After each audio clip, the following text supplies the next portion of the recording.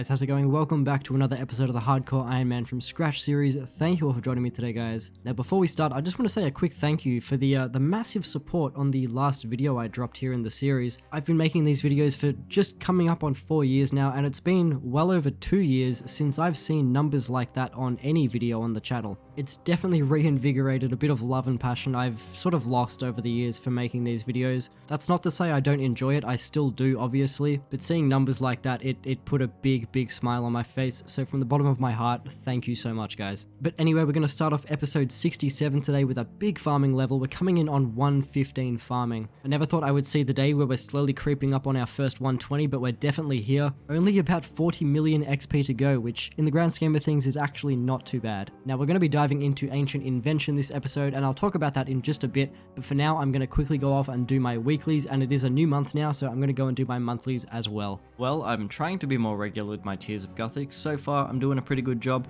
but we're going to take a little sippy sip here and collect 84 rune crafting, slowly but surely working our way towards 90. Okay, so I've been waiting to dive into this content for a good couple of months now. I'm really excited to get stuck into it. Now, the main purpose of unlocking Ancient Invention is to obviously upgrade all of our perks. Now, I'm just going to say right now, just because we're diving into Ancient Invention does not mean that we're going to automatically get our hands on those really good endgame perks. The idea behind me doing this is to just upgrade my perks, and these Ancient Invention gizmos are going to make it so much easier to, really get our hands on some much better perks. But before we can even start talking about perks, we first need to get 95 archaeology, of which we are about 200,000 XP off, and we also need to complete the How's Floating Workshop mystery, which is where the 95 archaeology requirement comes into play. But again, before we can do any of that, I am all out of porter charges. As you can see here, I only have 9 left in my Grace of the Elves, and I'm all out in my bank, but luckily I have been a good boy and I've been saving up all of my Dragonstone necklaces. I've got about 240 here, and I've got a nice stack of incandescent energy as well, so we're going to go ahead and make all of these into porters, and then we're going to get stuck into it. I am so excited. Alright, so we're all said and done now. We have a nice stack of 370 porters,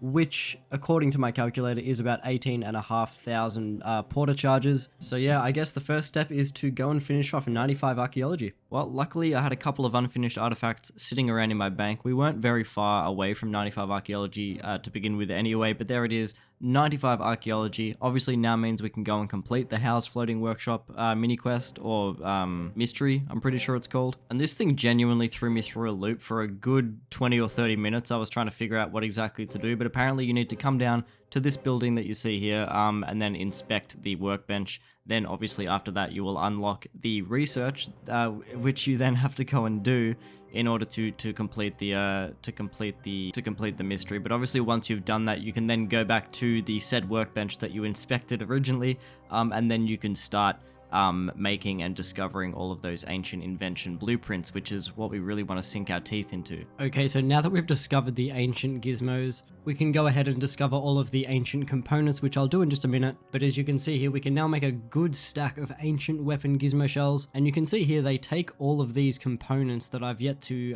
research, and we get these components by disassembling archaeology artifacts. This is part of Ancient Invention that I've kind of neglected. I haven't really stacked up a whole lot of artifacts ready to disassemble, but I've got a few here and there, so hopefully we'll be able to at least kind of get started with some better perks. I'm going to start with just my 3 weapon styles for now. As you can see, I've got some pretty early game perks still on here, like E2, P2, P3, E2, and then P3, E2 again. I'm going to try... I'm looking at the wiki. Apparently you can get Precise 6 and Genocidal with just a full stack of historic components. I'm not sure how rare that is, but if we could get like a P5 or a P6, that would be fucking fantastic. And then maybe if we could combine it with like some Equilibrium 4 or something, or 3, that would be fantastic as well. Okay, so you can see here that the ancient shells have 9 slots compared to the regular 5 slots. Now, according to the wiki, this is the cheapest and the easiest way to go for Precise 5 or 6 with either looting, genocidal, or ultimatums as the secondary slot. These 3 perks don't seem, to be a deterrent or a detractor at all, so they don't really bother me. I just kind of want to get a high precise perk. I know Armadillo components are used in precise as well, especially when you're trying to combo precise with Aftershock, but I'm kind of lacking on the Ilyushankin components at the moment, so we have to go back to Vindicta in order to stack those. And also, I just need more Armadillo components before I can really start throwing them around and trying to get a precise Aftershock combo. So for now, we're just going to stick with the historic components and just see what we can get. I'm hoping to get three gizmos with a high precise for all of these weapons here. Let's see how we go. Okay, there we go, a precise 5 genocidal. That's actually a pretty good one. That's going to give me some extra DPS on Slayer tasks as well. I'm going to put that one to the side. Where is it? And I think that's going to be my baseline. P5 genocidal or something like that. I'm very happy with that, especially when you compare it to precise 2 and stuff that I currently have. Okay, so I'm pretty happy actually. I managed to get 2 P5 genocidals and then just a single P5 on its own. I'll probably just put the just the lone P5 onto my ranged weapon because I don't really do Slayer with ranged all that often. Obviously I did try for 3 P5 genocidals, but you know, I only have 11 left and I still want to try and get some equilibriums. So I think for now that's just what we're going to do, and I'm still over the moon with these perks. I'm so happy. So now we're going to move on to equilibrium. So apparently we use these time worn components and we have a chance to pair it with this ruthless perk, which as far as I can understand just seems to be a flat DPS upgrade. So I'll make sure I sit my extreme invention, and then hopefully we can get, with these last remaining 11 shells, hopefully we can get something good. Okay, so just straight off the bat we got 4 E4s, which again I am happy with. I'm a little bit sad they didn't seem to pair with Ruthless. I might use up these last 8 shells to see if I can get a decent pairing, but I mean I don't exactly have many time worn components left. I think I've only got two more shots at this, but still I'm extremely happy. But let's see what we can get here. E4 again, and last one, yeah, E4. Okay, so that's whatever. So now all we need to do is just, I think there's some sort of equipment dissolver or augmentation dissolver that we use on these weapons, just to clear them of the current perks, and then we can put them on, and I think that'll probably do us for now. Obviously, we do need to upgrade our armor perks as well, but I am all out of gizmos. I have to go and gather some more classic components because I am all out. But yeah, man, I think that's a pretty successful first dive into Ancient Invention for sure. Okay, so I just decided to use up the last few gizmos because I realized I had a heap of these fucking, what are these ones called? Classic components? I don't know, man, but like I just decided to use up the last gizmos. Actually managed to get myself a P6 genocidal, and I still have 2 more, so can we luck out again? Surely. P3, no. Okay, dude, that's fine, man, that's totally fine. I'm probably gonna put the precise 6 genocidal onto my magic setup just because magic is the best, and I'll put this P5 genocidal into our range setup so we do have some extra range DPS if we ever decide to take range to Slayer. Alright, and coming in with your weekly Jack of Trades pit stop, this one is going into fishing XP to collect 97 fishing. Not a very important level on its own, but today it holds the key that unlocks 2700 total for us, which is a pretty big milestone. Got some nice fireworks going off there. Very happy. Alright, and that's going to be the final kill of that Death's assignment, and that's actually going to put us well above 300 points, allowing us to finally buy another Hydrix. Now, my original plan with this was to make a alchemical Hydrix so we could make our Essence of Finality. Upon looking further into it, I've realized that we need rumbling components in order to do that, and as it stands right now, I have none of those. And as a solo Iron Man, they're kind of hard to get my hands on. I have to kind of rely on the scavenging perk in order to, you know, get my hands on them. However, with that being said, I still do have a plan to get them, but unfortunately, it is going to push the Essence of Finality goal back quite a bit. So instead of doing that, I'm going to buy the Hydrix now, and we're going to make the Death Touch bracelet just because that will come in handy at a few places. Will sort of increase our DPS a little bit. But in regards to the Essence of Finality and the rumbling components, now that the wilderness is relatively safe, I am going to start the Ascension crossbow grind at some point because obviously aggression potions are now something I can relatively easily get my hands on without the risk of dying in the wilderness. Now in the background, every now and then I have been trying to AFK these Casparius in the Ascension dungeon so I can fill my personal Slayer dungeon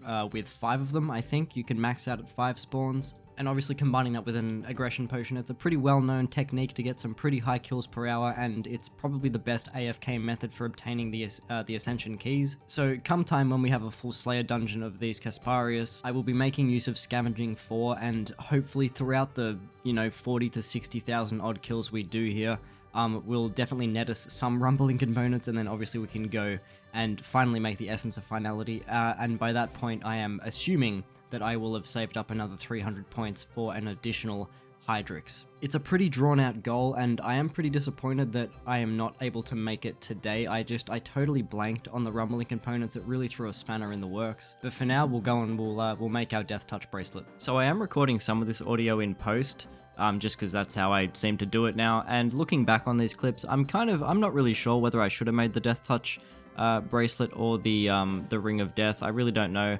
Probably I'm just gonna make every single Hydrix jewelry item when I get around to it. But I think the next time we buy a Hydrix, it'll probably be for our Essence of Finality.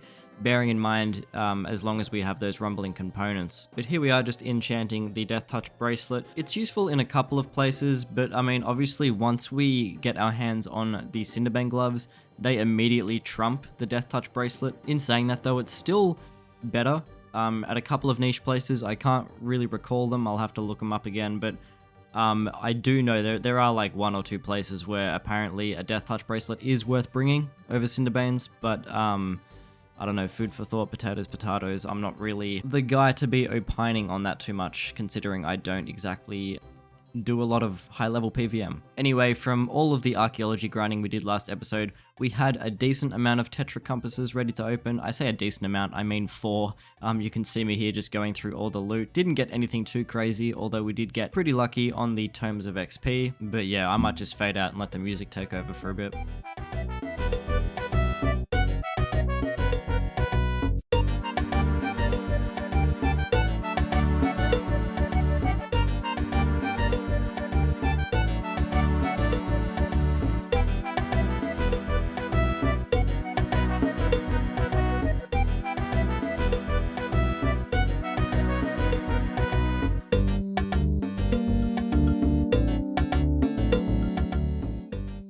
Alright, well that was over quicker than I thought. Anyway, you can see me just down at the Invention Guild. We're making the Golem framework for the Divine Conversion Relic Power, an extremely useful relic power when it comes to collecting energy. Obviously that's something that Iron Man really have to keep in mind. It's a great relic for Iron Man. I had to boost my archaeology level from 96 to 98. That's why you can see I've got the archaeology teas in my inventory there. It was kind of a pain. I would have to sip a little bit of archaeology tea, and then I would have to tap away at the hotspot for a little bit and then hop worlds just so I could get what I needed to complete the relic. But nevertheless, we got there. We're here now offering up the relic to the monolith, and that is the Divine Conversion Relic Power unlocked. Seriously, so incredible. And you'll find out in a minute here when we go back to the incandescent wisp colony. It's insane, man. 86 rune crafting just down at the Penguins, and we decided to complete a little quest as well, missing presumed death. Well, now that we've unlocked the Divine Conversion Relic, there's really only one more thing I want to get done before we can really kick our energy production into overdrive, and that is to complete the Fate of the Gods quest. Completing this quest will allow us to summon the Nightmare Musper, which basically acts as a beast of burden except for divination training, and when you combine one of these guys with the Divine Conversion Relic, it really does make energy production an absolute joke, which is what we want, because I'm sure a lot of you know, especially you Iron Men out there, gathering energy is extremely tedious, and combining these two unlocks really makes it just a whole lot more bearable. It's been a hot minute since I've completed this quest, and I can't lie, I'm actually pretty excited to jump into it because from memory, I had a pretty good time completing it last time. So yeah, let's go. And just like that, Fate of the Gods is complete, 450,000 XP in total, some very nice agility and summoning XP, but more importantly, we can now make Nightmare Musper pouches, which is obviously just going to come so in handy. And we also unlocked 2 new Slayer tasks, being the Musper and the Nihil as well. From memory, I used to enjoy Musper Slayer tasks quite a bit, so I mean we might do those. I think you have to unlock them though through a Slayer Master. But other than that, those are all the rewards we can claim at the moment. We have to do we have to do some other quests in order to unlock the full potential from this quest. You know, we have to complete, I think it's called, is it Ritual of the Margaret? I think that's what it's called, right? And there's a cheeky little virtual divination level as well. Yeah, Ritual of the Margaret and Firemaker's Curse in order to unlock some extra rewards. But other than that, I think I'm going to make a couple of Nightmare Musper pouches, and we're going to try out some incandescent energy gathering. Okay, so we're about to hand in just one inventory of energy here. So in one click, we're going to have a stack of almost 700 energy. Oh my god. I'm definitely going to be using this to AFK over the next few days because I do gather energy while I'm at work because it's just really easy and laid back. So yeah, this is going to net us some big stacks of energy. I've just taken a little bit of time out of my day to kind of organize my Herblore tab a little bit. I always like to try and keep my bank at least relatively clean. I'm really happy with like my farming tab. I think it's really neat. I've got like the seeds here with the corresponding grimy and clean herb. But this tab here has always been a bit of a clusterfuck, and it still is, mind you. But I just want to point out, because I'm really proud of it. Like I know it sounds stupid, but like, you know, I've got my extreme sets up here, and then just below it, I've got the corresponding superset, and then below that, I've got the corresponding unfinished potion with the corresponding secondary ingredient to make the superset, and then below that is the correct corresponding ingredient to make the extreme potion. I don't know, it's just now they're all in like a line and they're all nice and neat. It's just, I just wanted to show somebody, you know? And one extended runecrafting daily challenge later, that's gonna be a cheeky runecrafting level 87. On top of Tears of Guthix obviously going into runecrafting, I've decided to start putting my penguins into runecrafting as well, just so I can bump it up to like 90, because at this point, I don't know, man, I'm just tired of looking at it. Hey, would you look at that, a pair of legs from the big blue dog. Well, we've managed to get a lot done this episode. Obviously, we unlocked Ancient Invention, as well as getting our hands on the Divine Conversion Relic, which obviously just makes energy gathering so much easier, along with completing Fate of the Gods as well, unlocking a couple of new Slayer tasks as well as the Nightmare Muspah. I'm very happy with the progress we've managed to make today, but we're not going to finish just yet. I do have a Kriara Reaper which we're going to go and do. Hopefully we can maybe get lucky again, because last time I had a Kree Reaper we managed to get, I think it was an Armadillo helmet. Maybe we can snag another drop or two, and then before we finish we'll do the Kriara task. I want to complete at least 200 KC at Hellweir. I have been doing quite a bit of Hellweir, just sort of in the background off camera, and we're up to 190 KC at the moment. We've gone on a bit of a dry streak, but I'm pretty sure it's well deserved, considering we got a crest at KC 16 and then the wand at KC 18. Used up pretty much all of our RNG early on, so I'm willing to cop a little bit of a dry streak. But I don't know, 10 more kills until we get to 200. Maybe we can pick up like at least an essence or something. I wouldn't mind that. But yeah, when all that's said and done, I'll meet you back here, unless we get some drops, and we will wrap up the episode. I actually just figured it's probably worth mentioning, because I don't think I've brought it up yet. But if you take a look at my log here for Kriara, all I'm missing are the Armadillo gloves, and I've fully completed the log, obviously because we lucked out really early on and got the pet. Just figured I'd mention that, because you never know. This could be the trip. It could be the trip. Last kill of the task, 15 Reaper points, and the double luck of the Dwarves broadcast, just to troll me right at the end here. I might stick around for a little bit more, because I've got like 1.5 restores left. I may as well just use them up. But yeah, then we'll go and we'll finish 200 KC at Hellweir. I'll probably try and get a Hellweir Reaper as well, because I do have a couple of Reaper refresh scrolls, I think they're called, so maybe we can snag another Hellweir Reaper. Okay, well, we're 3 kills into this Hellweir trip, and we picked up another pair of Animacore legs. I think that marks 3 pairs or 4. No, that's 4. That is number 4. That is not really ideal. I kind of want a chest piece, not gonna lie. Regardless, we don't even have a crest to attach it to, so I suppose it's not really a big deal. I'm gonna get out of here before I die. And yeah, honestly, we might go past 200 kills. I'm having a pretty good time at the moment. I am fucking drunk. But yeah, we'll see what happens. Okay, well, I do believe that was actually the very next kill. Kill 194 compared to kill 193. That was literally back to back. But there's the dormant Animacore body that I was asking for. So, like, does that mean if I ask for another Crest of Saren, that the next kill we're gonna get a Crest of Saren? Surely, right? Surely. All right, and that is 200 Hellweir kills. I think. Is it? Where's the thing? Yeah, that's 200. Oh, I thought I usually got like a pop-up for it, but I guess not. Anyway, that is 200 kills. No rare drops, but we're going to continue the instance here. I've got about half an hour to go. Hopefully we can pick up something, but if we don't, then I will see you back in just a minute with the end of the episode. Okay, yeah, so I actually just decided to end the episode right now because I'm too out of it to do another half an hour of Hellweir. But thank you very much for watching, guys. We got so much done this episode. Ancient Invention was a huge dive. I'm so happy we've unlocked it. It's given us access to a whole range of higher level perks that, I mean, obviously we only perked out our mage armor and all of our weapons. This episode we haven't really added anything of substance to our melee and range gear yet, but we will do that in the future. Regardless, I hope you enjoyed. If you did enjoy, please remember to leave a like on the video just so I know that they are well received and you guys are enjoying them. But with all that out of the way, guys, my name is Sano. Thank you for joining in. Thank you for tuning in. Thank you for joining in. Thank you for fucking both of them. Thank you for joining in and tuning in, and I will see you in the next one. See you guys.